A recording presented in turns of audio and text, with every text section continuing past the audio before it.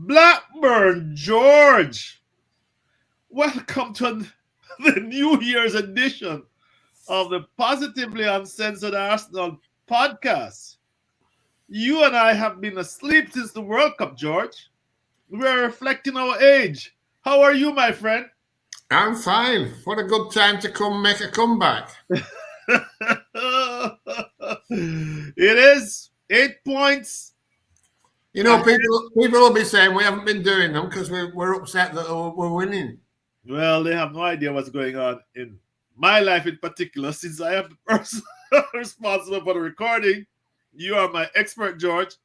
But I'm alive and well. I've just had some issues in my life, which took priority over football. But I've been watching the games, and I have been delinquent. But it's good to see us doing so well, George. And Unbelievably well. yes, and first time in 9 years, the double over the Spurs. How about that? How about them Gooners, George? How about that game? Well, it was. I've never seen a day like it on the Arsenal internet, shall we call it, or social medias. Mm-hmm. We went from absolute abject depression because we hadn't signed that Ukrainian Murdick. Murdick. I mean, it was all doom and gloom, and the world was falling in on us. And just a few hours later, the same day, we go and do that to Spurs, and everybody's gone from feeling low to absolutely over the moon, like celebrating like we've won the league, which we took a big step towards it, in my opinion. It was a fantastic day. And very enjoyable. I mean, it was a total. The first half, I don't think I've ever seen us as dominant over a supposedly good team at their ground away. I mean, fucking hell, they didn't know whether they were coming or going. Those two central midfielders, Højbjerg and This new guy. yeah, I mean, I fucking can't hell. remember his name, but the tall, slim guy. Yeah, they had no idea what was going on. The game was, they were running past them, dribbling past them, passing past them. They just couldn't cope at all. And it was a joy to behold. The second half, predictably, we weren't as dominant in an attacking sense, but I think we had it in control. Although Ramsdale did have to make some very good saves, it could have gone wrong, which would have been a tragedy because after that first half performance, 3 points. We should have got 3 points for that. They should have just thrown the towel in at half time. Yeah. By the way, that new guy is Pape Sarr. Some guy, he's been playing in Europe. I remember people, the usual. I was fans saying that we should have gotten him. Yeah, he was. In fact, I was impressed by him. I thought he was, but our three dominated them. And George, one of my questions is one of the key ingredients to our success, and our midfield is one of the, in my opinion, is one of the key ingredients. Contrary to my earliest, and I know, just simply though I'm reluctant to express an opinion, but I'm a fan. But the Danish fellow has been and of course what's his name? Xhaka, Odegaard and Xhaka. Please help. Pardon me, guys.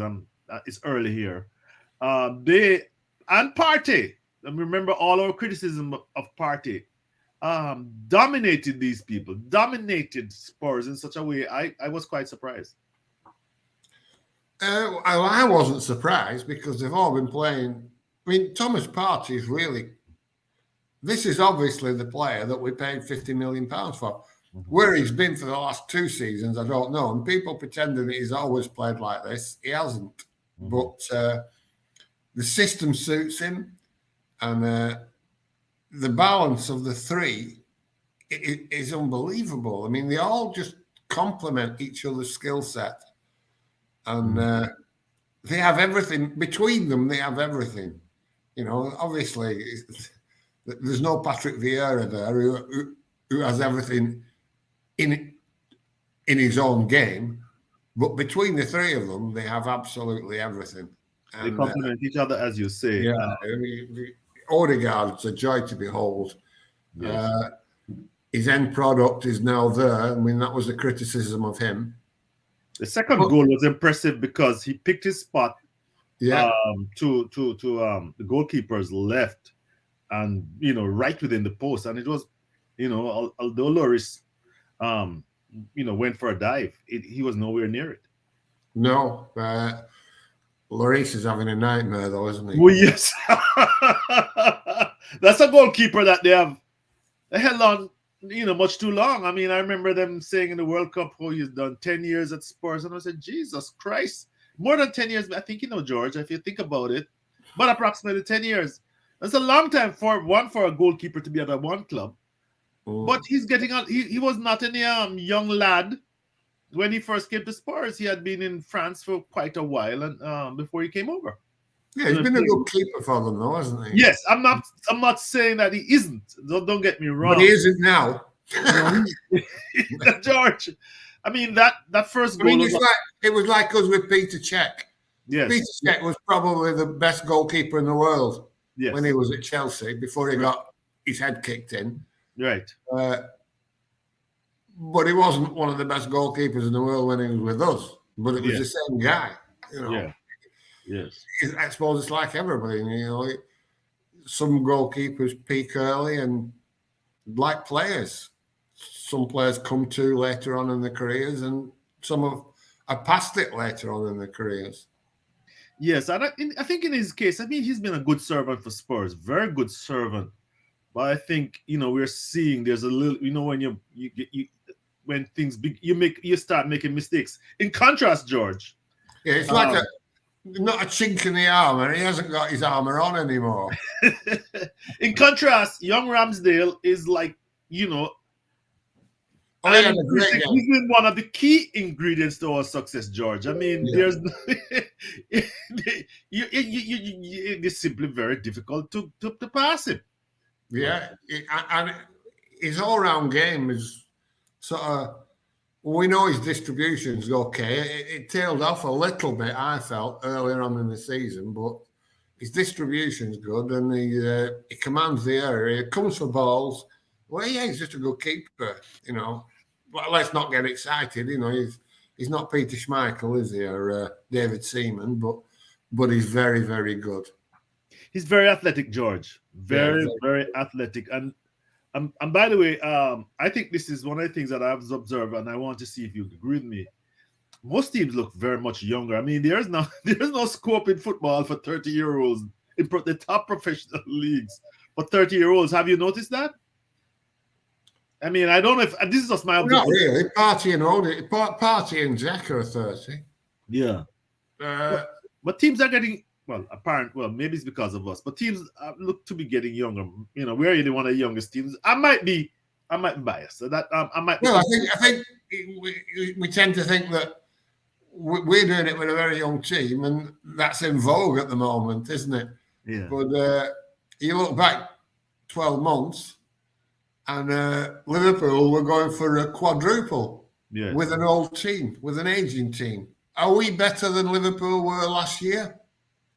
That's very debatable, So yes, good point you made there, though, George, because age has caught up with them, in my opinion, or it appears to have caught up with them. Appears to have, right? So what do we say about Manchester City? I mean, I look at the Manchester City team, and not being unkind, I don't see any of our players getting in their team. Not a one of them. Really, I don't. However, we are playing better as a team than them. You can't say Arteta's a better manager than Pep Guardiola. I mean, that would be a ridiculous claim to make. So what's the explanation? Why have they got better players, at least as good a manager, and we're playing better? Is it the age profile? Or have they just fucked themselves up by doing what Mikel Arteta seems to refuse to do, and putting a square peg in a round hole. I mean, Haaland is probably the best goal scorer in the world, but he appears to have fucked the whole balance of the team up. Yes. They don't look anything like as fluent or as dominant. Same players. And I think Mikel Arteta's strength is he won't do that. He won't bring a player in. Much like Arsene was the opposite. He would bring a good player in and fit him in somehow. Mm-hmm. And try and make it work. And usually it did work. Mm-hmm. But I think Mikel Arteta is more single-minded, and the profile has to be perfect for him in every way. Temperament, his willingness to do what he's told, basically. Mm-hmm. Mm-hmm. There's no room for questioning him. And I think Pep Guardiola has made the mistake of, in attempting to make that final step, from having the best team probably in the world who couldn't dominate the Champions League, he thought, I'll just bring in one ingredient, and that's Haaland, and it's fucked the rest of the team up. And I think the strength of Mikel Arteta is he won't do that. You know, people are crying out now for us to sign somebody, anybody. Mm-hmm. But we need depth. We need a winger. I don't think he'll do it unless he's decided that player fits the profile perfectly for how he wants the game to be played, and whether he'll listen and not disturb the rest of the ambiance around the club. I don't think he'll bring him in. And I think that's got to be a strength. I mean, it's single-minded to an extent where it's almost ridiculous. But couldn't it be that you're kind of just be self-fulfilling? That's not the word, but I mean, you know what I'm saying. Because Mikel started the the same first 11 basically. He has options, especially in the back. Tomiyasu, the youngster from Scotland there, Tierney. But he doesn't, he brings them on at the 80th or so minute. What are your thoughts on that? I don't have a problem with it at all. If that's the best 11, play them. Mm-hmm. Maybe rest them in the cups and the Europa League when it starts again. We'll see how it. People say, "Oh, we can't cope with the Europa League." Of course we can. We use it as practice for the second 11. Yes. And if we get dumped out, we get dumped out. Don't worry about it. Concentrate, play your best. If we're lucky enough to keep them fit, which we have been lucky with injuries, and that luck continues like it did for Leicester in 2016. Yes. They seem to have no injuries ever to anybody, and they were only playing once a week, and they all played. It was the same team. Cart on. I have no problem with it at all. All this, the idea that you have to get depth. Yes. You bring in a better player. Let's say you bring in a better player than El Neni. Yes. To back up for Partey and Xhaka. Xhaka, but yeah. So you've brought in a better player than El Neni. Let's say Tielemans. Bring in Tielemans. Well, he's more attacking midfielder, by the way, George. But just another example. Yeah, go ahead. But he's a slightly better player. Yes. However, does he know the system as well? Does he upset the apple cart? Is he the right temperament if he's not playing every week? He's not getting picked because Partey and Xhaka are. Will he upset things that way? All that's got to be taken into account. And I think Arteta is taking it into account. I don't think it's definitely not going to. The scattergun approach that they had, buying Mari, and let's not forget, he bought Mari, he bought Cedric. Yes. He bought William. Is Cedric still around? Yeah, Cedric's He still should be around. on the Apparently, squad. Fulham are interested in him, but the wages are a problem. William didn't. And by the way, I know I'm just going into all sort of other tangents here, but William is doing well at at Fulham. By the way, Yeah, he is. Yeah, and they are mid-table. and he's 3 years older, 2 years older, so he shouldn't be doing any better. But those were mistakes, or apparently they were mistakes, and because he was buying experience, players. Yes. And I don't think he'll make that mistake again. He's learned. I mean, he's learned in so many ways that or maybe he hasn't learned. Maybe it's just that we were judging him harshly because he did need the time to get the players into suit his system. I personally think he should have done better with the team he had when he inherited it. However, if you accept that his plan was to build a team exactly in his image, then he did need time. And I don't think, if we beat United this week, we'll have 50 points from 19 games. Wow. That's on course for 100 points. Double that up. I mean, it's unlikely we'll get that many points in the second half, but 50 points from 19 games. That's a lot. Is fucking staggering. Staggering.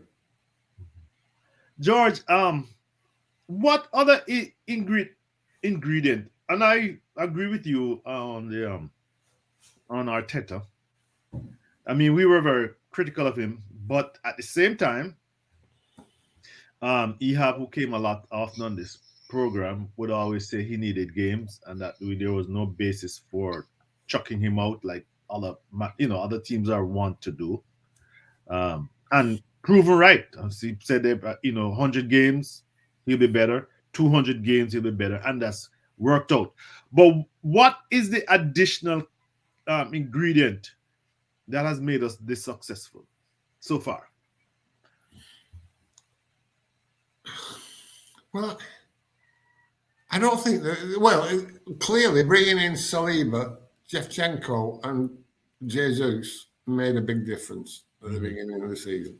That lifted everybody, and the results from that improvement, I think, gave confidence to the rest of the players.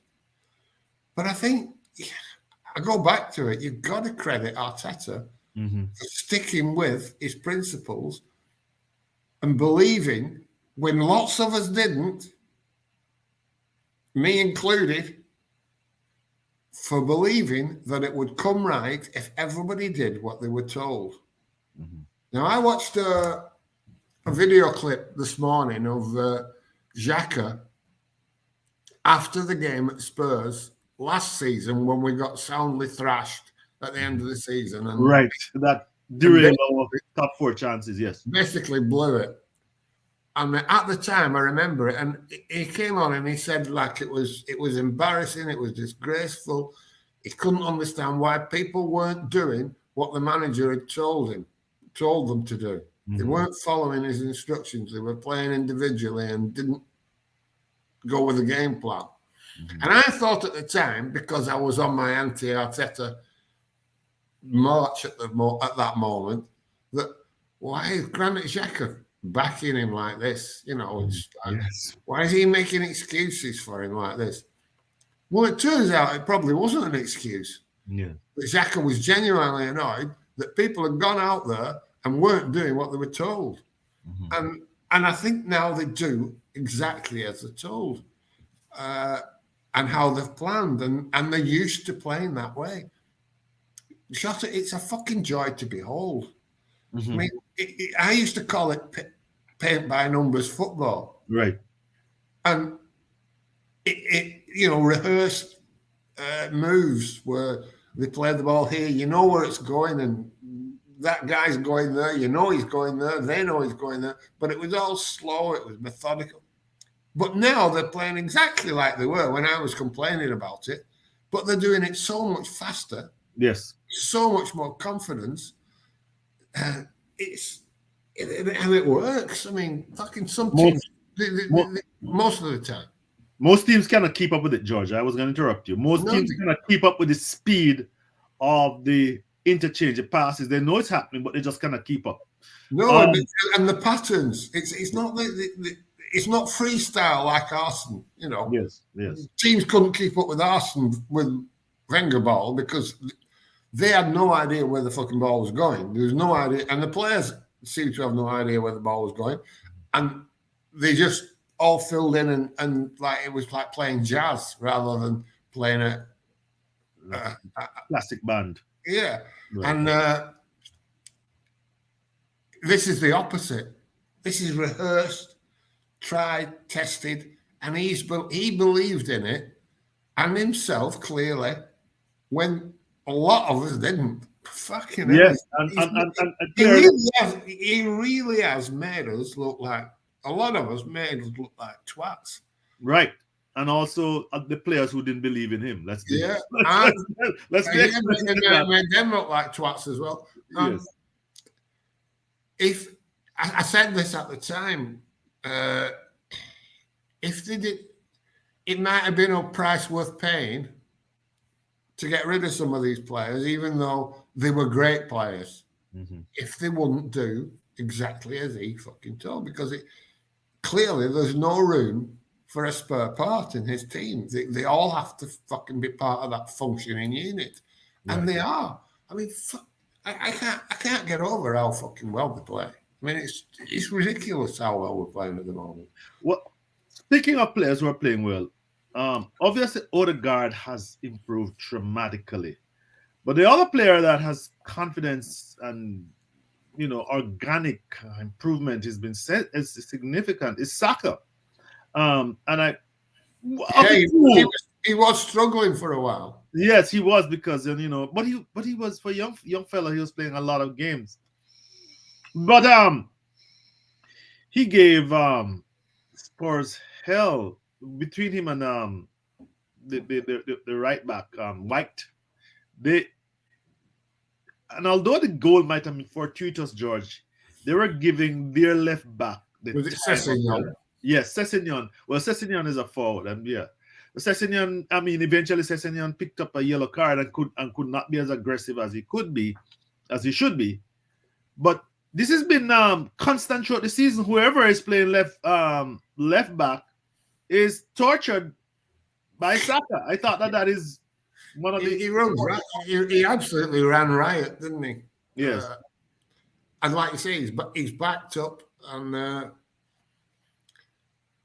everything. Like they just seem to be making the right decisions at the right time and they're playing the right ball. Very rarely you think, "Oh, he should have played that," and they don't. Yeah, they all just seem to function as a team. You got to put it down to Arteta. I mean, he's just got them playing how he sees the game, and it works. Mm-hmm. It clearly works. 47 points from 18 games. There's no question it works. Mm-hmm. I mean, this is a sample size now that you can't fucking doubt. When we were 4 or 5 games into it, you can doubt the sample size, couldn't you? But 18 games, half everybody played basically. It's fucking fantastic. Because I had given up thinking I was ever going to see Arsenal challenging for the league again. before we started this mortal coil. Yes, indeed, George. But you're singing all the praises. What are your any concerns? What would you be concerned about? Injuries. That's it. I don't fear form. I don't fear them bottling it. I don't feel that they can be bullied anymore. I don't fear anything bar injuries. But we've seen it before. We saw it in 2008. Yeah. The best football I've ever seen. Yes. Any Arsenal team play, including the Invincibles, and the injuries just fucked us up. And it could do it again because we don't have a squad that can replace like for like. Right. But neither did fucking Leicester. Yes. You know, there's only City ever really had and Chelsea maybe sort of 2005, 6, 7. Give, They had give they had Liverpool, two give players. Liverpool a little credit, George. They had that the year they won, they had a pretty deep team that they could rotate around. You I know. think they would have. I think, well, did they? They lost fucking Virgil van Dijk and fell off a cliff. Yeah, that's true. Right? It was one player. Yeah, the next season, right? It started the next season. It wasn't that fucking strong of a squad, was it? If Yeah, one player can fuck you up. yeah. Good as he was. How close can you smell the title? How strong is the scent? Well, we're favourites. We're fucking favourites. I'm asking you, how strong is the scent? Everybody can say your favorites, George. Well, if I was a lion stalking my prey, Yes. I'd be salivating. I'd be seeing it there in front of me. One big bound out of the undergrowth, and I'd have the fucker. And I'd be dining for a few days. I can smell it, all right. I can smell feel it. it. We have 2 games against City, which is probably the strongest. Well, we have to play United again, I know, don't we? But I know that 2 games against City. Next game, United. Yes, I know. And any concerns there?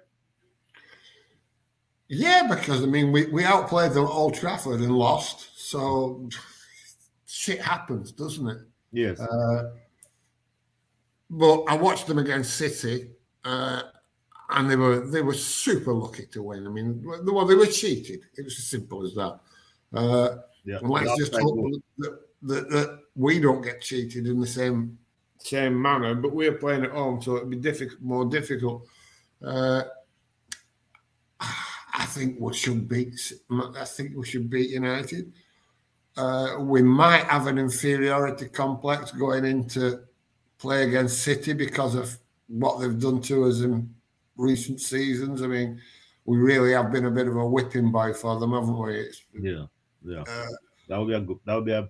So I have. If we come away, if we got 2 points from City, if we made 2 draws for City, I'd snap your hand off.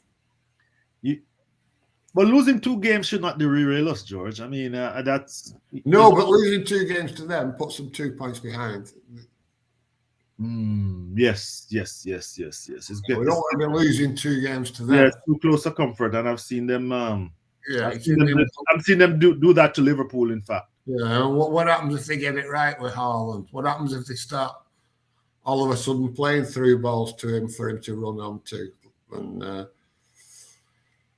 yeah, that's the worry, I suppose, that we still have to play City twice. And do we have a game against Liverpool? I'm trying to remember, George. We have to go up to Anfield. Okay, that's another tester. I mean, but they're down there. They're I don't know what's going on with them. They're struggling. Yeah. 3-0 to Brighton, George. That's a big game, big loss. Although Brighton is a very good team. Yes, indeed. I mean, they bought some nice young players, and we might. I wonder if we'll show an interest in Trossard. Yes, I saw that online, and somebody was. I think he's 28 years old, though, isn't he? He doesn't seem to fit the profile. But if we are looking for an emergency, I mean,